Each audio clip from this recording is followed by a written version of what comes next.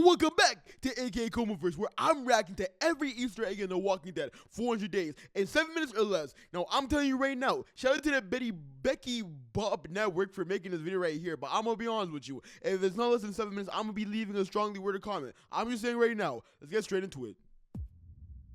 400 Days is a DLC for Season 1 of Telltale Games The Walking Dead, and it was ties great. Season 1 and Season 2 together. It tells the stories of 5 different survivors. In chronological order, they are Vince, Wyatt, Russell, Bonnie, and Shell.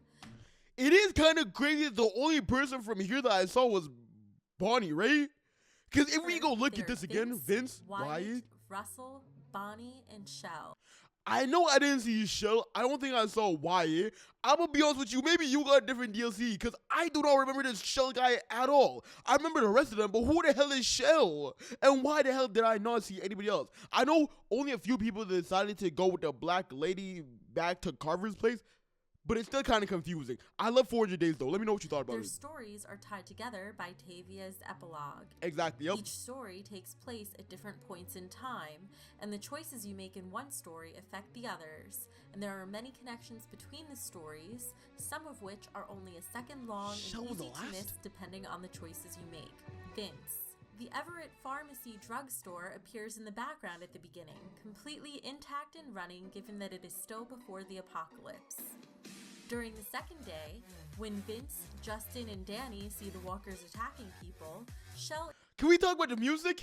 Can we talk about the music for a second? I'm not trying to be disrespectful, but it seems like something from 2015 Five Nights at Freddy's, bruh. Why is it so funky? Number 2, I love this part right here, and I'm excited to see if there are any Easter eggs that I missed. And Becca can be seen running away from the pursuing walkers, attacking people. Let's Shell and reverse Becca that. can be seen running away from the pursuing walkers.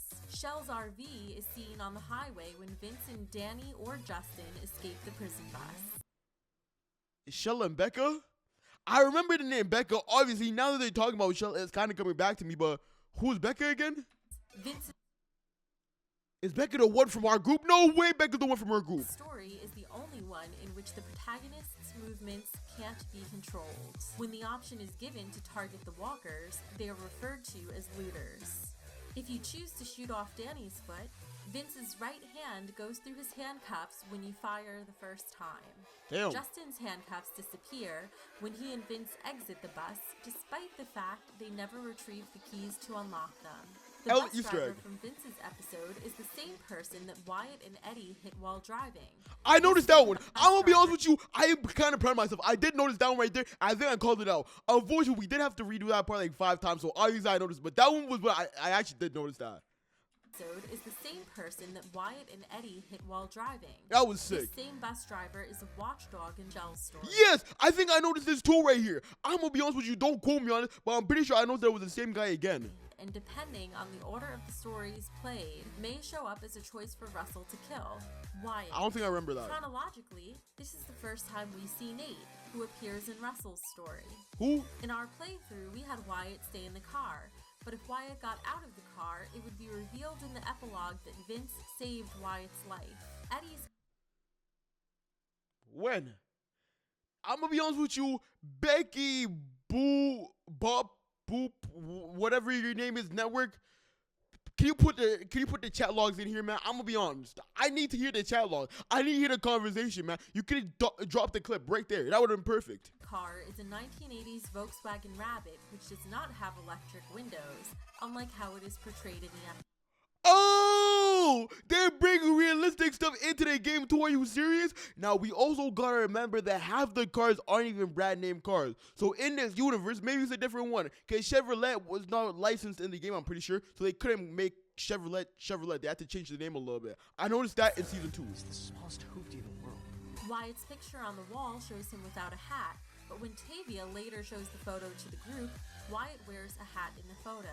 Russell. 2 different if pictures, Russell maybe? chooses to hide from Nate as he's driving down the road, I didn't choose to hide. on the player's choice in Season 1 of saving Doug or Carly, the saved one will appear as a rotten corpse full of maggots in the road in the story. Gross, man. Whether it is Doug or Carly, their position changed from where they were left in Season 1. Holy fuck. Damn. If he refused Nate's offer to get in the truck, He will drive off and a group of zombies will appear, among them the zombified Danny or Justin depending on whose foot you shot off. Oh! Only if you played Russell's The police! Oh, no. The prisoner! Bro, they keep dropping these names and they gotta stop dropping the names. It gave me like descriptions. The guy who you shot on the police. Like, if they didn't say the one who you shot, I would have never got that right there. Danny or Justin depending That's on so whose foot sick. you shot off, and only if you played Russell's story after Vince's. Mm. Otherwise, a miscellaneous walker takes their place. If you Kinda shot out sucks. one of the headlights on Nate's truck in Wyatt's story, it will be out when you meet Nate. The only woman in Damn! this story is one of the watchdogs in Shell's story. Bonnie. When Bonnie loses her footing, she slides down a hill onto the road with the prison bus Vince was in. I wish he died. After sliding down the hill, Bonnie also awakens to the sight of a zombified Clyde, the prison guard from Vince's bus. I didn't notice This will that. only happen if Russell didn't kill him during his story. Bonnie kills him. The group in the cornfield is Shell's group. Aside from the flashlights, we can tell by Stephanie's silhouette.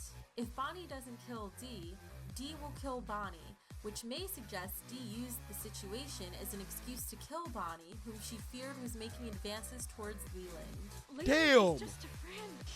I should have let Bonnie die, bruh. I'm gonna be 100% honest with you. Bonnie brought so much joy to me for a little minute. I was skeptical, then I started loving her. Then I was skeptical. No, I actually hated her after. I'm gonna be honest with you. After she snaked me and got Clementine shot, I hated her.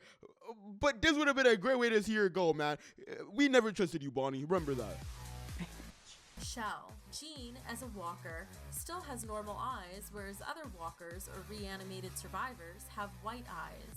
This painting is by Boyd, who was indirectly killed by the man we chose to release after we allowed him to leave the group.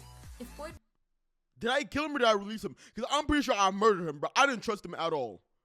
directly killed by the man we chose to release after we allowed him to leave the group. Indirectly. If Boyd was still alive, he would have suggested we should leave the camp because it is not safe anymore. The cancer patients from season 1 mentioned to the group about stealing Kenny's boat in No Time Left. In our I noticed that. I did notice that right there. I will be honest with you. That was when I was like, oh my days. That's how I knew they were the same cancer patient, which is the craziest part. playthrough, they mentioned a teenage kid since Ben stayed. We stole their boat from that teenage kid at gunpoint. Upon talking to Stephanie or Rebecca about the flashlights, she mentions one being missing and still in the cornfields. Huh. Still one short. We never found the other flashlight? Nope.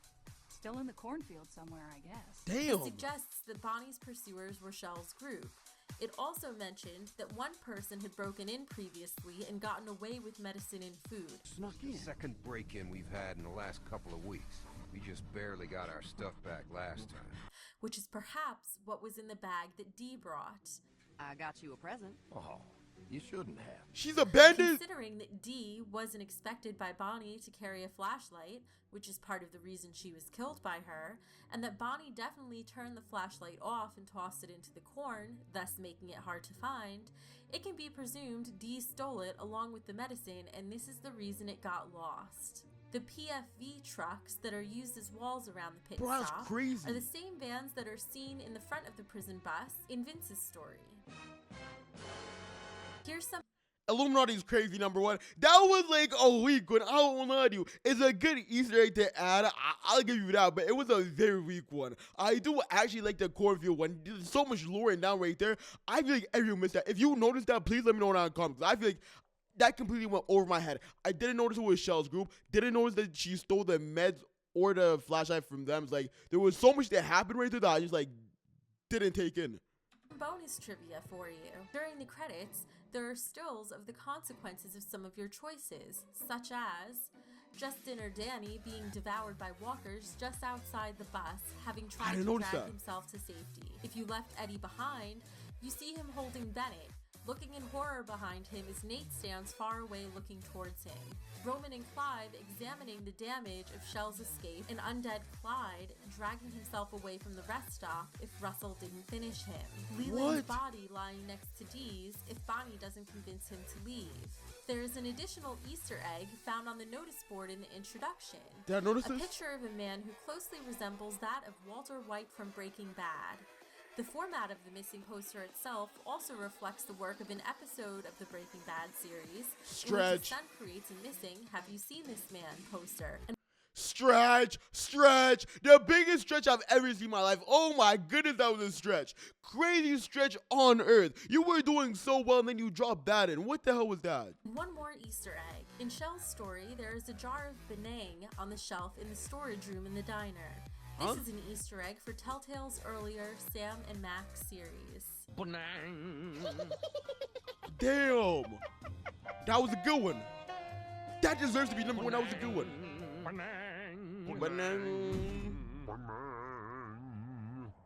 Yeah, that's why Telltales fell off. I'm gonna be honest with you. Stuff like this is why Telltale's like I isn't a hope company you anymore. enjoyed these connections. To see our playthrough of the 5 stories of The Walking Dead, please click on the pictures and don't I'm gonna be 100% honest with you. That was a great video right there. Becky Boop Network. You outdid yourself. You're actually making me think maybe next time I play the games from Telltales, I need to watch the the credit scene. Cause if they have some good stuff like that in the credit scene, I do not want to miss it. It's probably gonna be an extra 10 to 15 minutes on top of what we already did. But you know what? It might be worth it. If y'all boys enjoy this video, let me know what you want to see me react to next. Cause I'm on my reacting grind right now. I'm enjoying this a lot. So I'll see y'all in the next one, broskies. Do say.